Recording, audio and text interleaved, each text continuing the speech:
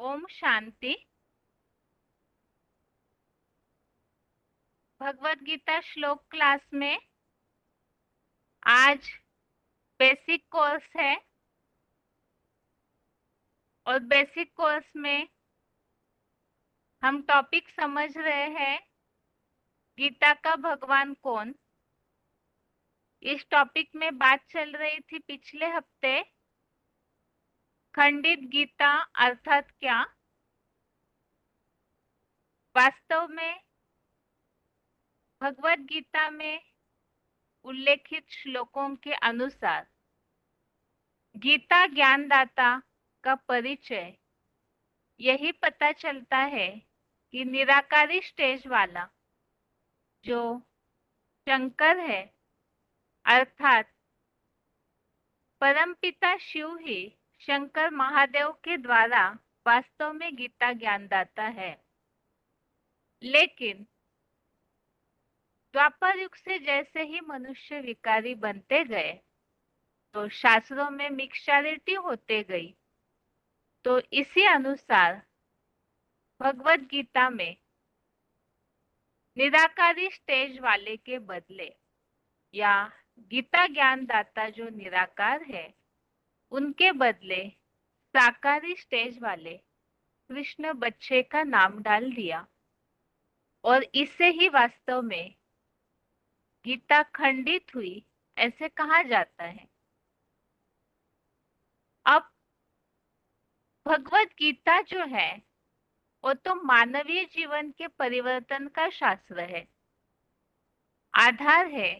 सर्वशास्त्र शिरोमणि होने के बावजूद भी मानवीय जीवन पर उसका प्रभाव जो दिखना चाहिए है और नहीं दिखने में आता है, उसका कारण है खंडित गीता। और खंडित गीता से ही समाज में विविध प्रकार की समस्याएं, दुख, टकराहट, संघर्ष, भ्रष्टाचार, ऐसी जो भी समस्याएं हैं वो दिखने में आती है। अब इसे कैसे माना जाए कि खंडित गीता से ही आज के समाज की मानव जाति का ये हाल है। इसे ही हम प्रूफ प्रमाणों के साथ समझ रहे थे। आज की दुनिया में अर्थात कलयुग अंत के समय में मनुष्य स्वार्थी हो चुका है और इस स्वार्थ के कारण मनुष्य संकुचित हो गया। साथ में दुख, रोग, शोक तो है ही है।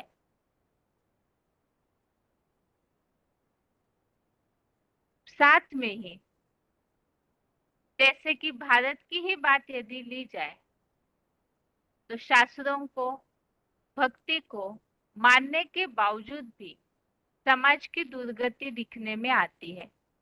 जिस तरह से उत्थान या सुख शांति में जीवन समाज में दिखना चाहिए वो दिखने में नहीं आता है।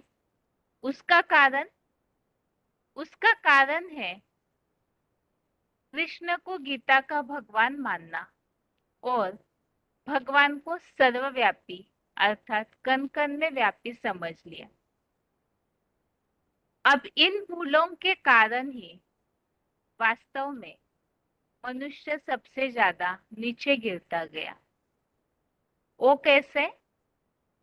सबसे पहले हम समझ रहे थे कलयुगांत में मानव जाति स्वार्थी और साथ में संकुचित हो जाती है।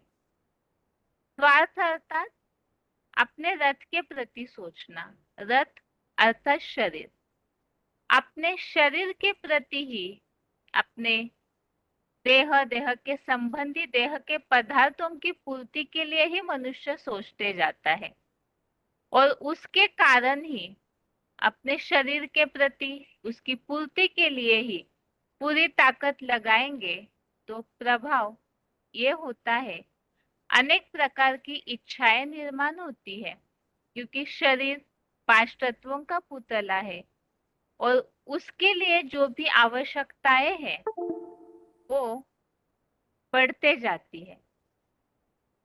अब जब ये आवश्यकताएं बढ़ी अर्थात कामनाएं बढ़ी, परिणाम लोभ बढ़ा और इसी का परिणाम अति की कामनाएं और लोभ, और फिर भ्रष्ट आचरण अर्थात गलत तरीके से इन इच्छाओं की पूर्ति के लिए मनुष्य रास्ता अपनाते हैं।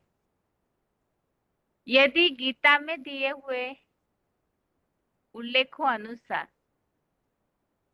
हम शरीर नहीं, हम आत्मा है, इस बात का ज्ञान होता सही मायने में, तो फिर जो भ्रष्ट आचरण मनुष्य कर रहा है और उसके कारण दुख, शोक, अनेक प्रकार के विघ्नों में घिरा हुआ है, वो न होता।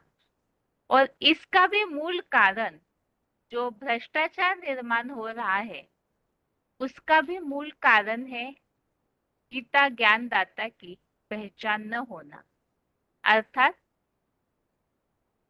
शिव शंकर के बदले गीता में कृष्ण बच्चे का नाम डालने के कारण इस भ्रष्टाचार को प्रोत्साहन मिल गया। वो कैसे? भगवत गीता में तो मुख्य श्रीमत, क्योंकि श्रीमद भगवत गीता कहाँ है, तो भगवत गीता में मुख्य श्रीमत दी हुई है, काम महाशत्रु है। लेकिन इस बात को आज कलयुगांत में कोई स्वीकार ही नहीं करता है। कारण गीता ज्ञानदाता को अर्थात कृष्ण को समझ लिया, तो उनके जो चरित्र शास्त्रों में वर्णित है, अनेक रानियों को रखना और उस बात को गलत रीति से मनुष्यों ने उठा लिया और स्वयं ऐसे चरित्र को अनुकरण करने लगे, तो कलयुगांत में कामोपभोग परमा इस अनुसार भोगी विलासी बनते गए। अब यदि गीता ज्ञानदाता शिव शंकर भोलेनाथ की पहचान होती, गीता का गहराई से अध्ययन करके इस बात को समझ लेते कि वास्तव में ये निराकारी स्टेज वाले शिव शंकर भोलेनाथ, जिन्होंने वास्तव में गीता के श्रीमत को पूरा अपने जीवन में अनुसरण किया, अर्थात कामदेव को भस्म कर लिया, जो भगवत गीता में वैराग्य की अवस्था की बातें बताई हुई है, तो उसका पूरी तरह से उदाहरण शिव शंकर भोलेनाथ ही है। यदि इस बात को जानते, मानते, तो समाज उन्हीं बातों का अनुकरण करता, तो आज जो रिजल्ट दिखने में आ रहा है वो दिखने में ना आता। लेकिन गीता खंडित हो गई, तो उसका कारण श्री कृष्ण के चरित्र को सही रीति समझ न पाने के कारण उसका अनुकरण करते गए, और परिणाम आज का भ्रष्टाचारी समाज। अब ये भ्रष्टाचार क्या है और इसका आज के समाज में क्या प्रभाव, रिजल्ट क्या है, इससे और क्या क्या समस्याएं निर्माण हो रही है, इसे हम आज के क्लास में समझते हैं।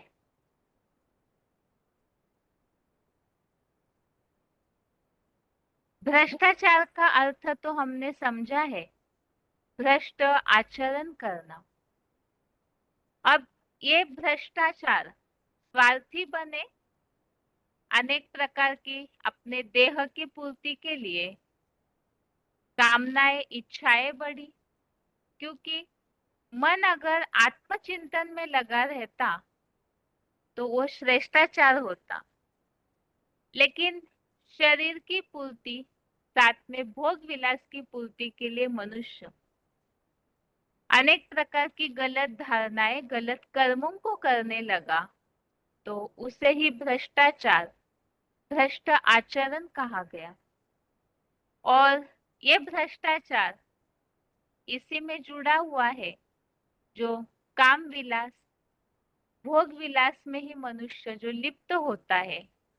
जो लोगों को ये समस्या रहती है, जिन्होंने गीता की बात को सही मायने में, सही अर्थ में उठाया नहीं, तो उनके मन में प्रश्न रहता है कि इसके बिना सृष्टि कैसे चलेगी।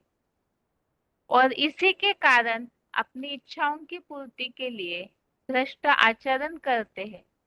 अब ऐसे भ्रष्ट इंद्रियों का आचरण करते रहेंगे, मूल जो विकार है 5 विकारों में से, उस काम विकार को ही प्रोत्साहन देने का कारण जनसंख्या बढ़ते जाती है। अब गीता में कृष्ण का नाम डालने से उत्तरोत्तर विकारी होते हुए मनुष्यों ने कृष्ण को ही अपना आदर्श और प्रेरणा स्रोत मान लिया। मनुष्य देहभान में आ गए तो अपनी इच्छाओं की पूर्ति के लिए उन्होंने श्री कृष्ण के चरित्र को इस तरह से उठा लिया और फॉलो करते रहे। जैसे कि श्री कृष्ण की रासलीला बहुत मशहूर है।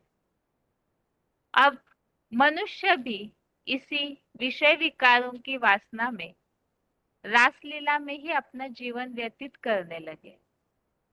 अब जब इस विकार पर नियंत्रण ही न रहा तो मनुष्यों की जनसंख्या इस स्तर पर पहुंच जाती है कि चाहकर भी आज उसे नियंत्रण नहीं कर पा रहे हैं।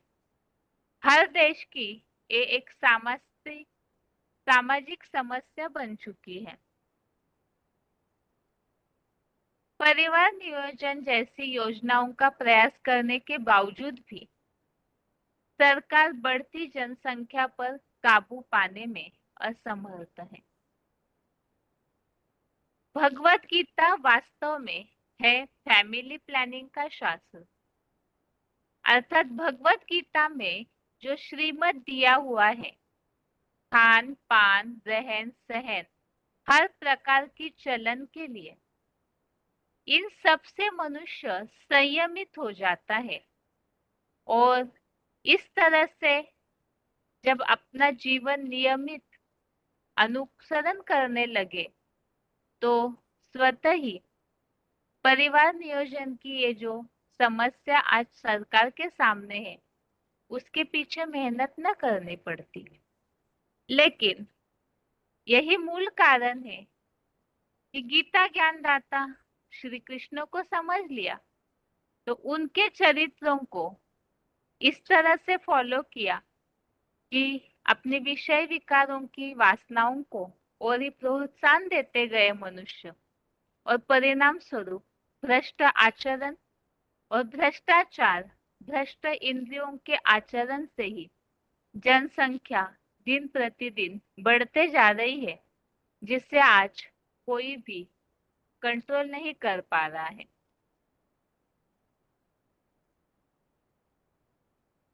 आगे है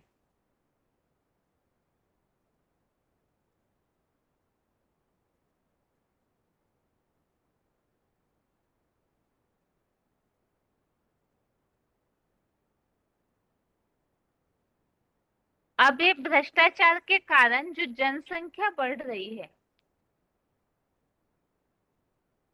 भ्रष्टाचार के कारण जो जनसंख्या बढ़ रही है,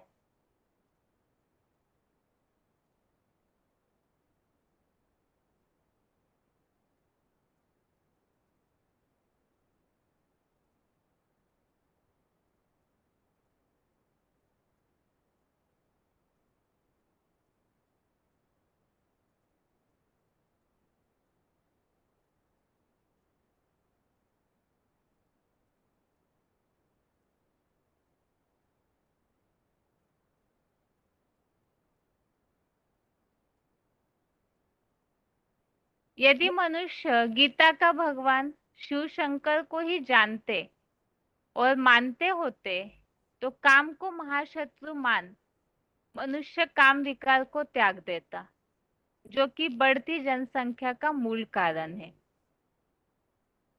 अब शिव शंकर का जो चरित्र है, एक तो उन्होंने काम विकार को भस्म किया, अमोघ वीर्य के रूप में महादेव का गायन है, और इस बात को यदि मनुष्य स्वीकार करते कि महादेव ही अर्थात परमपिता शिव ही शंकर के द्वारा गीता ज्ञानदाता है, तो उसी चरित्र को फॉलो करते तो आज ये जो जनसंख्या बढ़ रही है, वो समस्या जो है और निर्माणी न होती। शिव शंकर ही शिव शंकर की गीता ही असली परिवार नियोजक योजना है और इसके अतिरिक्त और कोई मार्ग नहीं। अब इस बात को हमने आज के क्लास में समझा। खंडित गीता से उत्पन्न समस्याओं में एक बात तो है भ्रष्टाचार। भ्रष्टाचार अर्थात भ्रष्ट इंद्रियों का आचरण। भ्रष्ट आचरण अर्थात आचरण तो इंद्रियों से किया जाता है, तो भ्रष्ट इंद्रियों का आचरण अर्थात ही कृष्ण के कर्मों को, कृष्ण की रासलीला को गलत रीति से फॉलो करके मनुष्य भोगी विलासी बन गए और अपनी इच्छाओं की पूर्ति के लिए जिस तरह से रहे, जनसंख्या जनसंख्या वृद्धि ये विश्व भर के हर देश के लिए एक बड़ी समस्या हो गई है और इसी का समाधान हमने समझा। यदि गीता ज्ञानदाता शिव शंकर को मान लेते तो शिव शंकर ने तो काम विकार को भस्म किया है, तो समाज भी, मानव जाति भी इस चरित्र को फॉलो करती तो अपनी इन वासनाओं को नियंत्रण में रखते और परिणाम जो बढ़ती हुई जनसंख्या है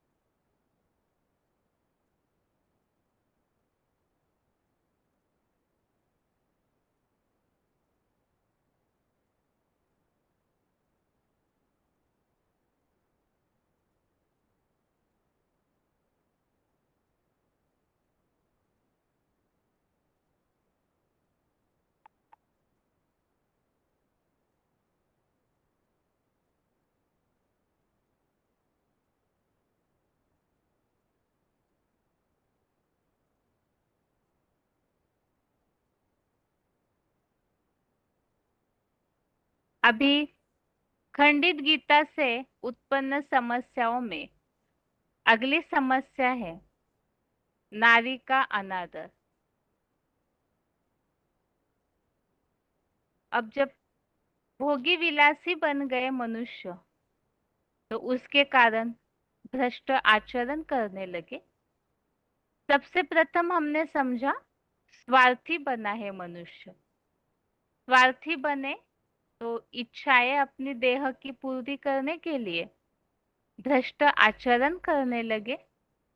इस भ्रष्ट आचरण से अनेक प्रकार की इच्छाएं निर्माण होती है, लोभ निर्माण होता है, उससे गलत तरीके से मनुष्य अपना जीवन व्यतीत करता है। अब इसी से जुड़ी हुई बात है, जब भ्रष्ट आचरण करेंगे, अपने भोगी विलासीपन को ही महत्व देंगे, तो परिणाम, ये समस्या तो नारी जाति से संबंधित है, तो स्त्री जाति का, नारी जाति का अनादर करने लगते हैं और साथ में ही उनका शोषण करने लगते, क्योंकि अपनी इच्छाएं जब उन्हें पूरी करनी है तो उसका पूरी तरह से असर समाज में जो नारियां है उन पर ही होता है। अब नर बुद्धिवादी होते हैं और नारी भावनावादी होती है। जब से मनुष्य विकारी बनते गए तो अनेक युगों से नारियों पर अत्याचार एवं शोषण होते आए हैं। 21वीं सदी चालू होने पर भी, वैसे तो कहने में लोग ये कहते हैं कि साइंस ने बहुत प्रगति की है, साइंस चंद्रमा तक पहुंचा है और ग्रहों तक भी पहुंचने की पूरी कोशिश कर रहा है साइंस। ऐसे तो ऊंची उड़ान भर रहे हैं, लेकिन अपने विचारों में जो ऊंचाइयां आनी चाहिए वो ऊंचाइयां दिखने में नहीं आती। इसी का परिणाम जो आज हालत दिखने में आती है। 21वीं सदी शुरू होने पर भी नारियों के जीवन में कोई विशेष परिवर्तन नहीं हुआ है, और जिससे हम परिवर्तन समझ रहे हैं वो केवल मात्र एक ऊपरी दिखावा है। परंतु वास्तविक सत्य तो यही है कि आज भी नारी जाति तन से, मन से, धन से अबलाई है। अब ये बात हो सकता है कि जो विज्ञान को मानने वाली पीढ़ी है उनको इतना आसानी से इस बात पर विश्वास नहीं होगा, लेकिन ऐसे तो देखने में या समाज में जो वातावरण ऊपरी तौर पे दिखने में आता है वो ऐसे ही है कि आज नारी जाति जिस तरह से पुरुष वर्ग कमाते हैं, आगे बढ़ते हुए दिखने में आते हैं, वैसे वो भी कमाती हुई नजर आती है। लेकिन यदि गौर से देखा जाए तो वास्तविकता तो यह है कि जहां कहीं भी स्त्री को ऊपर उठने की बात आती है तो उन्हें दबाया जरूर जाता है। जो उनके विचार है उनको खुल के जिस तरह से उन्हें जीवन जीने देना चाहिए वैसे पूरी स्वतंत्रता पूर्वक जीवन जीने नहीं दिया जाता। तो वो तन से, मन से और धन से अबलाई है। अबला अर्थात पूरी तरह से जो प्रबलता उनमें होनी चाहिए वो दिखने में नहीं आती है, और वो आगे हम समझते हैं कि किस तरह से नारी जाति अबला बनी हुई है। सबसे प्रथम बात तो स्त्री जाति का अनादर हो रहा है वो अबला है। इसका पहला प्रमाण तो ये है, आज के समाज में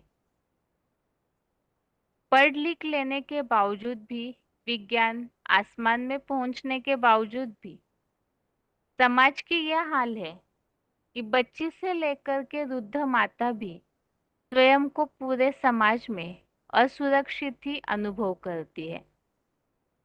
और इसका कारण भी खंडित गीता ही है। अब हर बात, हर समस्या का संबंध भगवत गीता से क्यों जोड़ा जा रहा है? तो वो इसीलिए श्री कृष्ण के चरित्र को समाज, मानव जाति फॉलो करते हुए इस तरह की गलतियां कर रही है। कैसे? तो सबसे पहले तो हमने अभी अभी समझा, अपनी भोग विलास की पूर्ति करना चाहते हैं, भ्रष्ट आचरण करते हैं, तो इसके चलते भी नारी जाति को पूरी तरह से दबाने का प्रयास किया जाता है, और परिणाम स्वरूप आज स्त्री जाति समाज में पूरी तरह से असुरक्षित ही है। दूसरी बात, जैसे कि स्त्री जाति अभी भी अबला है। अबला होने के कारण वो मन से प्रभावित जल्दी हो जाती है। इसका परिणाम जो ये है, कृष्ण के समान आकर्षक पति या कृष्ण के समान दुलारे बच्चे की चाह में वो पति तथा बच्चों की कठपुतली बनकर रह जाती है। ये देखने में आता है ज्यादातर समाज में कि स्त्रियाएं पढ़ लिख लेने के बावजूद भी मन से तो अबला है, तो इसीलिए या तो पति के प्रभाव में ही रहती है, दबकर चलती है, और खुदान खास्ता पति न रहे तो बच्चे उन्हें अपने अनुसार चलाते रहते हैं। पति को परमेश्वर मान करके उनकी विकारी मतों को ईश्वरीय मत समझकर चलने से भी और ही दुर्गति हुई है। समाज में ये और एक नजर आता है कि भले ही पढ़ लिख लेते हैं, लेकिन कुछ गलतफहमियां आज भी समाज में इस तरह है। पति को परमेश्वर माना जाता है। अब वैसे तो मनुष्य कोई भगवान है नहीं, न ही भगवान मनुष्यों में सर्वव्यापी है, न कण कण में व्यापी है। लेकिन इस बात को सही मायने में न जानने के कारण पति को ही परमेश्वर मान करके और जो कहते हैं उस अनुसार ही चलती है। तो इस कारण से ही और ही नारी जाति की दुर्गति होती।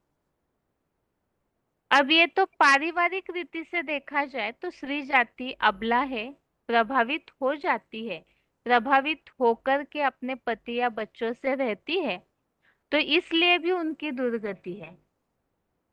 दूसरी तरफ यदि भक्ति के तौर से देखा जाए तो स्त्रियाएं गुरु बनाती है। अब वो गुरु भी पुरुष है। तो ये देखने में आता है जब से द्वापर युग शुरू हुआ, सन्यासी आए मध्यांत में, तो उसके बाद से नारी को नरक का द्वार कहने लगे। परिणाम स्वरूप नारी के स्वाभिमान को मिटाने का घिनौना प्रयास किया गया। अब जब स्त्री को ही नरक का द्वार समझ लिया तो उसे और ही नीच दृष्टि से देखने लगे और परिणाम स्वरूप उनके साथ जो बुरा व्यवहार किया जाने लगा। वास्तव में इस बात की गहराई नहीं समझते हैं कि अकेली नारी ही नरक का द्वार कैसे हो सकती है। समाज में नर और नारी दोनों मिलकर के समाज चलता है, तो दोनों मिलकर के ही नरक का द्वार है। लेकिन जो खुद गलत होता है तो वो अपनी गलती को, अपने दोषों को छिपाकर जो अबला है उस पर अपने दोषों का पूरी तरह से डाल देते हैं और इसी तरह से नारी को नरक का द्वार कहकर उन्हें और ही पतन की राह में पहुंचा दिया। अब ये जो नारी का अनादर हो रहा है, उसका जो स्वभाव होता है सीधा, जिस कारण वो पति परमेश्वर समझ लेती है, अपने बच्चे को ही पूरी तरह से भावनात्मक रीति से बच्चे से प्रभावित होकर के चलती है, तो उस कारण से भी और ही उन्हें दबाया जाता है। अब यदि ये समस्या भी खंडित गीता से निर्माण हुई है, जो नारी का अनादर हो रहा है, उनके साथ जिस तरह अत्याचार हो रहे हैं, अब इसका समाधान क्या है? यदि गीता ज्ञानदाता शिव शंकर भोलेनाथ को मानते तो शंकर में शक्ति का प्रमाण रूप भक्ति मार्ग में अर्धनारीश्वर का चित्र बहुत ही प्रसिद्ध है। और ये अर्धनारीश्वर का जो गायन है और नर और नारी के समानता का प्रतीक दिखने में आता है। महादेव का जो पारिवारिक चरित्र है वो बहुत ही खुशहाल और मर्यादा संपन्न दिखाया जाता है। यदि इस बात को अर्थात गीता ज्ञानदाता भोलेनाथ को मान करके मानव जाति उनके उस पारिवारिक जीवन का अनुसरण करते, अर्थात नर और नारी समान है अर्धनारीश्वर के रूप में, तो फिर नारी को भी समान प्रतिष्ठावान और संस्कृति के अनुकूल अभय जीवन जीने का अधिकार प्राप्त होता। कृष्ण का अनुकरण करने से पुरुष अनेक स्त्रियों को रखने लगे, स्त्रियों को भोग विलास का रूप मानने लगे। अब इस तरह से केवल स्त्रियों को अपने सुख का, अपनी इच्छा पूर्ति का साधन माना गया। साधन माना गया अर्थात यूज करने पर उन्हें फिर नीच नजर से देखने लगते हैं। तो ये वास्तव में नारी का तिरस्कार नहीं तो और क्या है। ये उनकी भावनाओं के साथ उपवास किया जाता है। अब यदि मनुष्य गीता के रचयिता शिव शंकर का अनुकरण करते तो शंकर के समान एक पत्नी व्रत जीवन जीता, अर्थात एक नारी सदा ब्रह्मचारी। अब आज के क्लास में हमने दो तीन प्रकार की बातें समझी गीता के भगवान में। खंडित गीता से उत्पन्न हुई समस्या, इसमें हमने पहले समझा भ्रष्टाचार। बढ़ता हुआ भ्रष्टाचार ये भी खंडित गीता से उत्पन्न हुई एक समस्या है और इसका परिणाम बढ़ती हुई जनसंख्या। वो किस तरह से, उसे हमने समझा। भ्रष्टाचार का कारण एक तो भ्रष्ट इंद्रियों का आचरण, और भ्रष्ट इंद्रियों का आचरण अर्थात ही पांच विकारों में से जो काम वासना है उसे प्रेफरेंस देना। जो मनुष्यों के मन में ये बात आती है कि इसके बिना सृष्टि कैसे चलेगी, तो ये बात मन में आने का कारण भी क्या है? गीता ज्ञानदाता श्री कृष्ण के चरित्र को फॉलो किया। ये सोचते हैं कि श्री कृष्ण ने 16,000 रानियां रखी, गोपियों के साथ रासलीला की, तो हमने अगर किया तो क्या फर्क पड़ता है। परिणाम स्वरूप अपने विकारों पर नियंत्रण ही नहीं किया, न किया तो उसका ही प्रभाव जनसंख्या वृद्धि पर पहुंच दिखने में आता है। अब चाहते हुए भी कोई देश की गवर्नमेंट इस जनसंख्या पर काबू पाने में असमर्थ है। वास्तव में गीता तो मानव जीवन के परिवर्तन का शास्त्र है और फैमिली प्लानिंग का शास्त्र है। गीता में जो भी मर्यादा युक्त जीवन दिया हुआ है, यदि उस बात को सही मायने में मनुष्य समझते, और वो समझते तब जब गीता ज्ञानदाता शिव शंकर भोलेनाथ के जीवन चरित्र को देख पाते, अर्थात गीता ज्ञानदाता शिव शंकर को समझते, तो उनके चरित्र को देखते हुए उनके बुद्धि में प्रैक्टिकल जीवन में अनुसरण करने की बात बुद्धि में बैठ जाती। काम महाशत्रु है तो मनुष्य काम विकार को त्यागता और इस विषय वासना को त्याग देता, तो जनसंख्या स्वतः ही नियंत्रण में आती।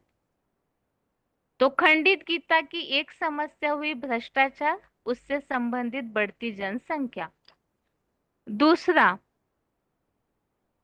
नारी का अनादर। तो नारी का अनादर अर्थात ये भी समस्या इन विषय विकारों से संबंधित है। अपनी इच्छाओं की पूर्ति के लिए मनुष्य ने, अपने विषय विकारों की पूर्ति के लिए मनुष्य ने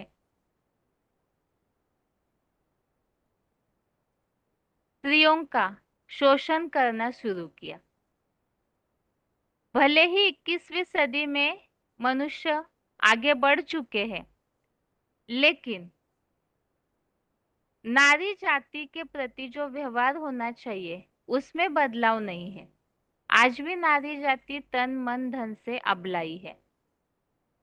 वो किस तरह से अबला है, तो इसका परिणाम आज समाज में स्त्रियां सबसे ज्यादा असुरक्षित हैं। इसका भी कारण उनके साथ होने वाला अत्याचार और ये जो असुरक्षितता है, इसका मूल कारण है खंडित गीता। स्त्री जाति का एक स्वभाव होता है कि वो अबला है तो जल्दी प्रभावित होती है और इसके कारण ही वो अपने पति या बच्चे की कठपुतली बनकर रह जाती है। पति को परमेश्वर मानना, ये जो भावना मन में बैठी हुई है, इस कारण अपने विकारी मनुष्यों के मत पर चलते रही, तो उसका परिणाम और दुर्गति हुई। अब ये तो पारिवारिक रीति से नारी जाति अबला बन के दब के रह जाती है भावनाओं के कारण, और उन्हें परिवार में इस तरह दबाया जाता है क्योंकि वो स्त्री है। और ऐसे ही भक्ति के तौर पे यदि पुरुषों को गुरु बनाती भी है तो जैसे सन्यासियों ने नारा लगा दिया, नारी नरक का द्वार है, तो इस कारण से और ही उन्हें केवल अपने भोग विलास का साधन मनुष्य समझने लगे और उनके स्वाभिमान को मिटाने का प्रयास किया जाने लगा। श्री कृष्ण के चरित्र को अनुसरण करके उनको सिर्फ भोग विलास का साधन माना जाने लगा और ये नारी जाति का तिरस्कार नहीं तो क्या। यदि ये तो हो गई खंडित गीता के कारण समस्या। यदि मनुष्य शिव शंकर को गीता ज्ञानदाता मानते तो उनका जो चरित्र है, चित्र में दिखाया जाता है अर्धनारीश्वर, जो नर और नारी समानता का प्रतीक, तो मनुष्य इस बात को फॉलो करते और प्रैक्टिकल जीवन में अनुसरण करते तो एक नारी सदा ब्रह्मचारी ऐसा जीवन चरित्र उनका दिखने में आता। और यदि ऐसा जीवन चरित्र दिखने में आता तो आज जो समाज का ये जो बिगड़ता हुआ बैलेंस है, बिगड़ती हुई स्थिति परिस्थितियां है, वो दिखने में नहीं आती। तो ये समस्याएं और समाधान आज के क्लास में हमने समझा, जो खंडित गीता के कारण निर्माण होता है और उसका समाधान शिव शंकर भोलेनाथ को गीता ज्ञानदाता के रूप में गीता में उल्लेखित श्लोकों के अनुसार समझना। ये तो हो गया गीता के भगवान का टॉपिक। और अभी आगे है रिवीजन। सर्व आत्माओं का पिता एक है। इस चित्र में अभी तक हम बहुत सी बातें समझ चुके हैं। सर्व आत्माओं का पिता एक है। सृष्टि चक्र में हमने इस बात को समझा था कि कलयुग के अंत में पूरी तरह से सृष्टि तामसी बन जाती है तो जगत भी परिवर्तित है। अर्थात इस जगत के परिवर्तन के लिए परम पिता इस सृष्टि पर आकर स्वयं अपना परिचय देते हैं। वास्तव में भगवान को कोई भी यथार्थ रीति नहीं जानते हैं। इसके काफी सारे प्रूफ हमने समझे। अनेक अवतार समझना, भगवान को सर्वव्यापी समझना, अनेक अनेक रूप समझना, अनेक नाम समझना, अलग अलग समय पर भगवान का अवतरण समझना, और इस कारण से मंदिर, मस्जिद, गुरुद्वारे में मनुष्यों का भटकना, ये जो भी बातें जीवन में मनुष्यों के दिखने में आती है, ये स्पष्ट करती है कि वास्तव में भगवान को यथार्थ रीति कोई भी नहीं जानते। हिंदू, मुस्लिम, सिख, ईसाई हम सब आपस में भाई भाई भाई भाई है तो जरूर एक पिता होना चाहिए, और एक पिता है तो उन्हें सब जानते। और यदि जानते होते तो भगवान के नाम पर लड़ाई झगड़ा, हिंसाचार, धर्म जाति के नाम पर आज जो दिखने में आता है वो दिखने में ना आता। तो जो भी आज संसार में ये हालत दिखने में आ रही है, यदि भगवान को जानते तो उनसे संबंध जोड़ा होता, माता पिता के रूप में उन्हें स्वीकार किए होते, तो भगवान तो स्वर्ग के रचयिता, सुख शांति के सागर है, उनसे यदि मनुष्यों का कनेक्शन होता तो आज मनुष्य सुखी खुशहाल जीवन जीते। लेकिन जरूर भगवान से कनेक्शन नहीं है, जानते ही नहीं है, इसीलिए आज पतन की ओर सब दिखने में आ रहे हैं।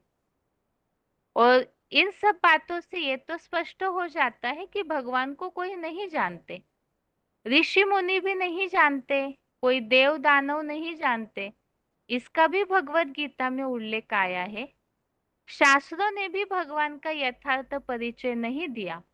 जो गीता में उल्लेख है कि वेद भी 3 गुणों के विषय वाले हैं, तो भगवान का परिचय न ऋषि मुनि देते, देवदानव भी नहीं जानते, न शास्त्र भगवान का यथार्थ परिचय दे पाते हैं।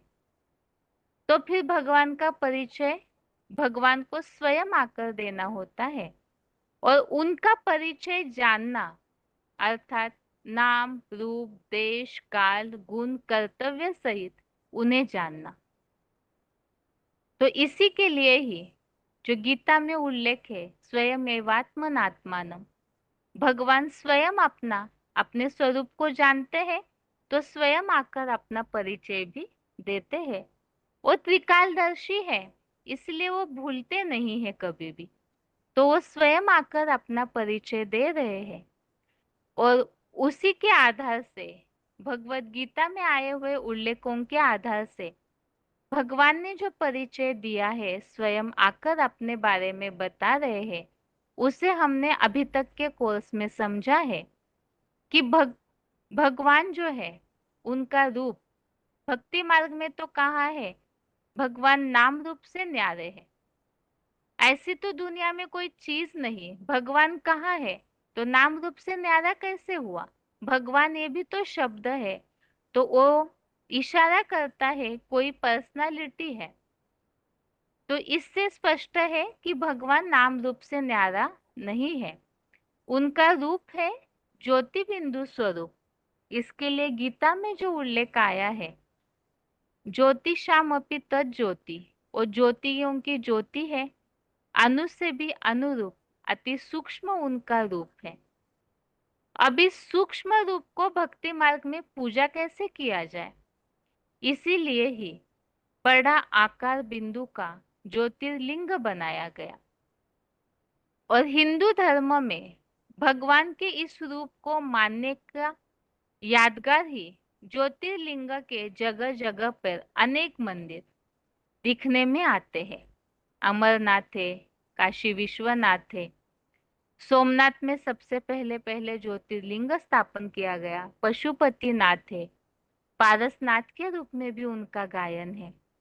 अर्थात अलग अलग जगह पर उनके जैसे जैसे वो सृष्टि के लिए कार्य करते हैं, उस अनुसार नाम देकर उसी ज्योतिर्लिंग स्वरूप की पूजा होती है। अर्थात ज्योति बिंदु का ही बड़ा रूप ज्योतिर्लिंग स्वरूप। ये तो हिंदू धर्म की बात हो गई। पुरातन काल से ही भगवान का ये ज्योति बिंदु स्वरूप माना जाता है। इसका प्रूफ हमने समझा, महाभारत में भी एक बड़ा सा अंडा का रूप प्रकट होने की बात का उल्लेख आया हुआ है। जितनी भी खुदाइयां हुई है, सिंध, हड़प्पा, मोहनजोदड़ो, यहाँ पर भी ये ज्योतिर्लिंग के प्रतिमाएं मिली है।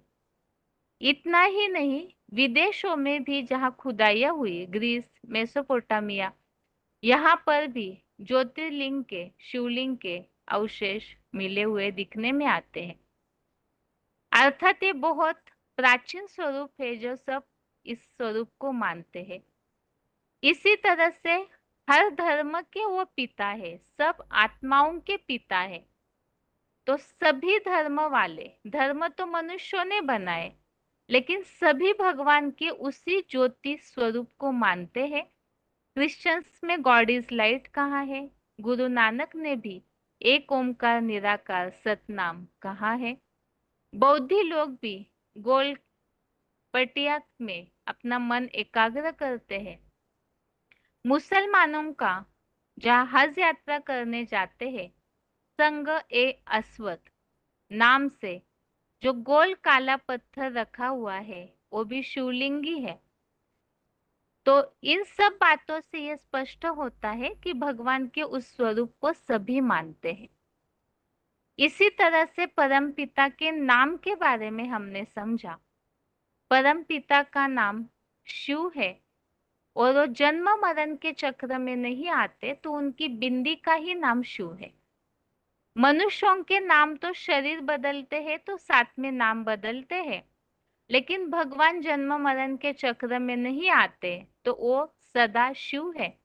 और शिव अर्थात उनके गुण के आधार से दिया हुआ नाम है, सदैव कल्याणकारी ही है। इसीलिए कहा जाता है सत्यम शिवम सुंदरम। और इस नाम को ही क्रिश्चियंस लोग मानते हैं गॉड इज ट्रूथ, सच्चाई का ईश्वर है। मुसलमान लोग खुदा कहते हैं क्योंकि वो खुद आते हैं। तो सब इस बात को जानते हैं भगवान अर्थात ही सत्य, तो उनका ये नाम भी सब मानते हैं। भगवान जो है वो संसार की सर्वोपरि सत्ता है। इसीलिए ही इस बात का उल्लेख आया है कि वो सबका रचयिता है और उनसे ऊंचा कोई भी नहीं है। भगवान का नाम हमने समझा, रूप हमने समझा, उनका धाम हमने समझा कि वो परम धाम के वासी है। और उस परम धाम की मान्यता हिंदू धर्म में ब्रह्मलोक, ब्रह्म महातत्व, ब्रह्मांड, शांति धाम, निर्वाण धाम, मुक्ति धाम, अव्यक्त धाम के रूप में, निराकारी लोक के रूप में आई हुई है। और क्रिश्चियंस लोग भी सोल वर्ल्ड के रूप में, सुप्रीम अबोर्ड के रूप में मानते हैं।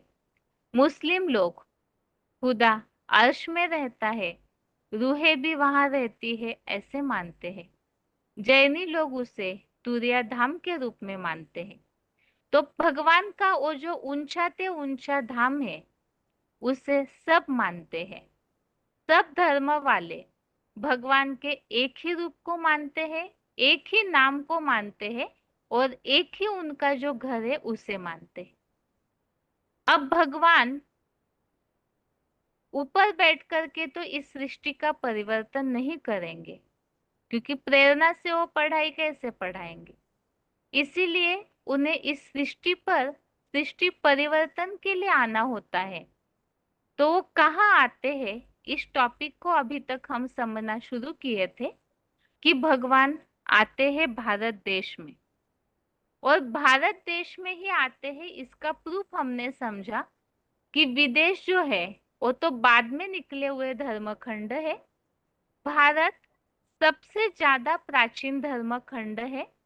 और सबसे मूल बात, जैसे परम पिता अजन्मा होने के कारण एवर प्योर है, तो इसी तरह से उन्हें पवित्रता ही आकर्षित करती है। अब प्रश्न आएगा, क्या भारतवासी अपवित्र नहीं हुए हैं? भारतवासी, भारत अविनाशी धर्मखंड है और देशों की तुलना में भारत सबसे प्राचीन है। और इसीलिए वो नीचे तो गिरा हुआ है, लेकिन इसके बावजूद भी भारत में पवित्रता इस गुण को बहुत महत्व दिया जाता है। और इसी कारण भगवान भारत देश में अवतरित होते हैं। इसे तो हमने जनरली तौर पे समझा। और भगवत गीता जो भगवान उवाच है उसमें भी इस बात को स्पष्ट किया है कि भगवान भारत में ही आते हैं। जो चौथे अध्याय का 7वां अध्याय 4 का श्लोक नंबर 7 में ये बात बताई है, जो आज के क्लास में हम समझ रहे हैं कि गीता में भी इस बात का उल्लेख है भगवान भारत में आना क्यों पसंद करते हैं। यदा यदा हि धर्मस्य ग्लानिर्भवति भारत अभ्युत्थानम अधर्मस्य तदात्मानं सृजाम्यहम्। तो इस श्लोक में स्पष्टता उल्लेख है कि भगवान जब जब धर्म की ग्लानि, अधर्म की वृद्धि होती है, तभी मैं स्वयं जन्म लेता हूँ। तो यहाँ पर भगवान स्वयं इस तरह से इस सृष्टि पर धर्म ग्लानि के समय आते हैं। इसी संबंधित पॉइंट है वीसीडी नंबर 3101, वीसीडी नंबर 3101। कहते हैं ना, भगवान मैं आता ही कब हूँ? मैं तभी आता हूँ जब इस दुनिया में अनेक धर्म हो जाते हैं और सब आपस में लड़ाई खिटपिट होती है ना, सब आपस में लड़ाई लड़ते हैं, धर्म की ग्लानि कर देते हैं। जब लड़ाई लड़ते हैं तो धर्म अच्छी चीज हुई? धर्म बेकार हो गया। धर्म का नाम अधर्म हो गया। तो धर्म की ग्लानि जब भारत में बहुत हो जाती है तभी मैं आता हूँ, और आता भी संगम युग में। इसी VCD के पॉइंट में और पॉइंट है, गीता में खुद ही लिखा हुआ है, यदा यदा ही धर्मस्य ग्लानिर्भवति भारत। जब जब धर्म की ग्लानि होती है, और एक धर्म की नहीं, सभी धर्मों की ग्लानि होती है, सभी धर्म वाले आपस में मुड़पुट्टोल करते हैं, लड़ाई लड़ते हैं, मारामारी करते हैं, जैसे जानवर लड़ते हैं ना, हाँ ऐसे, तो ग्लानि हुई ना। तो जब जब धर्म की ग्लानि होती है तब भगवान आते हैं। और धर्म ग्लानि अर्थात क्या? धर्म के नाम पर लड़ाइयाँ लड़ना, हिंसाचार फैलाना, आपस में संघर्ष, मुड़पुट्टोल करना, तो इसे ही धर्म के नाम पर अधर्म फैलाना अर्थात धर्म ग्लानि करना बताया हुआ है। और जब ऐसी धर्म ग्लानि होती है तब भगवान इस सृष्टि पर अर्थात भारत में अवतरित होते हैं। और अवतरित होकर के सबसे प्रथम वो क्या करते हैं, जिससे कि सब धर्म ग्लानि से मुक्त हो सके और सब इस दुख से मुक्त हो सके, उसके लिए भगवान 18वें अध्याय के 66वें श्लोक में, अध्याय 18 का श्लोक नंबर 66 में इस बात का उल्लेख किया है। सर्वधर्मान् परित्यज्य मामेकं शरणं व्रज, अहम त्वा सर्व पापेभ्यो मोक्षयिष्यामि मा शुचः। अर्थात धर्मग्लानि हो रही है तो इसका उपाय बताया। सब हिंदू मुसलमान आदि अर्थात सब धर्मों का पूरा ही त्याग कर मुझ एक की शरण में आ जा, मैं तुझे सब पापों से मुक्त कर दूंगा, तू शोक मत कर। तो धर्मग्लानि से बचने के लिए और यही अधर्म जो फैला है उसे परिवर्तन कराने के लिए भगवान इस बात के लिए सबको श्रीमत देते हैं कि सब धर्मों का परित्याग कर। ये जो धर्म है वो तो सारे मनुष्यों ने बनाए हैं, तो मनुष्यों के बनाए हुए धर्मों का त्याग कर एक भगवान की शरण में जाने से सब पापों से मुक्त हो जाते हैं। धर्मग्लानि की तो पापी बने, भ्रष्टाचारी बने। अब इससे ऊपर उठने के लिए एक भगवान की शरण में जाना। इसी के लिए VCD पॉइंट है 2492, VCD नंबर 2492। जितने भी दुनिया में धर्म फैले हुए हैं उन सब धर्मों का युद्ध क्षेत्र है। इसीलिए गीता में कहा सर्वधर्मान परित्यज्य, क्या? सब धर्मों को त्याग दे। ऐसे नहीं कि द्वापर के अंत में सब धर्म होते हैं और भगवान आकर के आदेश देते हैं कि सब धर्मों को त्याग दे, नहीं। वहां सिख धर्म कहाँ होता है? सिख धर्म और उस धर्म का धर्म पिता गुरु नानक, वो तो अभी 400-500 वर्ष पहले से आया है, तो जरूर कलयुग की बात है ना। उन धर्मों का त्याग दे माना सब धर्म पिताओं को त्याग दे, और ऐसे त्यागेंगे तो पापों से मुक्त हो जाएंगे। तो ये तो हमने भगवान भारत में आते हैं उसका कारण समझा कि भारत में ही सबसे ज्यादा धर्म की ग्लानि होती है। धर्म के नाम पर, जाति के नाम पर सबसे ज्यादा मुड़पुट्टोल, लड़ाई झगड़े दंगे फसाद, ये सारा भारत में ही होता है। इसीलिए भगवान भारत में आते हैं और आकर के सब धर्मों का परित्याग करने के लिए बताते हैं। और एक दूसरा कारण है भारत में आने का, जिससे हम समझते हैं भारत में भगवान पवित्रता को महत्व देते, तो भारत में पवित्रता की सुरक्षा के लिए कन्याओं माताओं की पवित्रता पर ध्यान दिया जाता है। साथ ही में कलयुगांत में भी पवित्रता की इस गुण को महत्व देते हैं। तो इसीलिए मातृ प्रधान देश होने के कारण भी भगवान भारत में ही आते हैं। इसी संबंधित कुछ मुरलियों में जो आए हुए उल्लेख है, VCD नंबर 209, VCD नंबर 209 सब विनाशी धर्मखंड है। तो सवाल पैदा होता है, क्यों विनाशी धर्मखंड है? भारत अविनाशी धर्मखंड क्यों है? कोई कहेगा यहाँ भगवान आते हैं, तो भी सवाल तो यही रहा, यहाँ भगवान क्यों आते हैं? ये अविनाशी धर्मखंड क्यों है जो भगवान यहाँ आते हैं? क्योंकि यहाँ प्योरिटी को मान्यता बहुत है। यहाँ कन्याओं माताओं की जितनी प्योरिटी की तरफ ध्यान दिया जाता है, उतना दूसरे धर्मखंडों में ध्यान नहीं दिया जाता। यहाँ अव्यभिचार का पोषण होता है।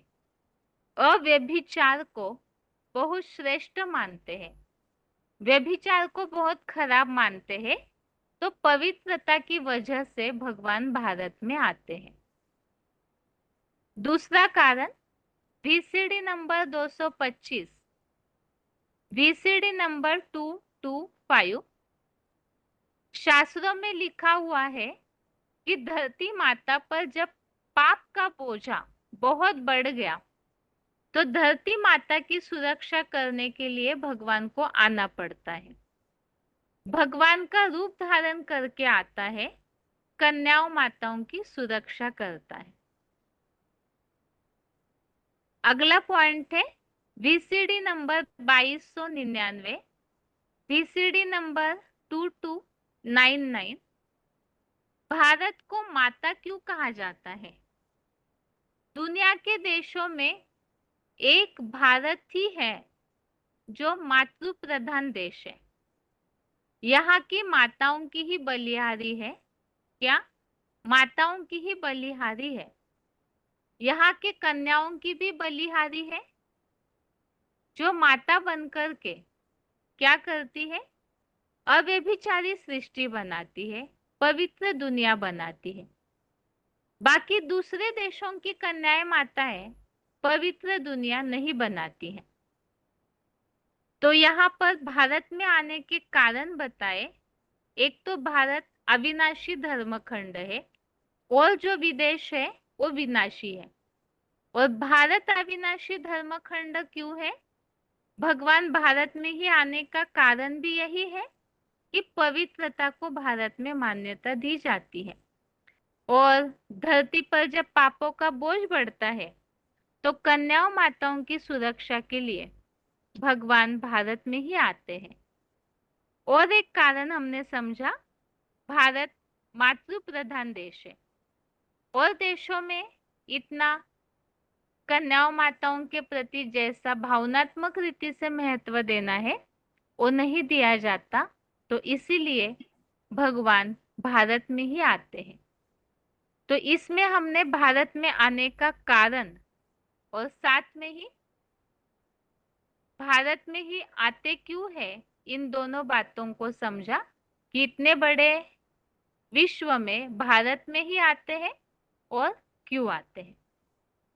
अभी अगला टॉपिक है भगवान के इस सृष्टि पर आने का समय। रूप समझा हमने, नाम समझा, भगवान का घर परम धाम समझा, इस सृष्टि पर कहाँ आते हैं उस स्थान को अर्थात भारत में आते हैं इसे समझा, भारत में ही आने का कारण भी समझा, पवित्रता और अविनाशी धर्मखंड। अब भगवान के आने का समय अर्थात कार्य का काल और उसी समय में वो क्यों आते हैं, इसका उल्लेख भगवत गीता में है।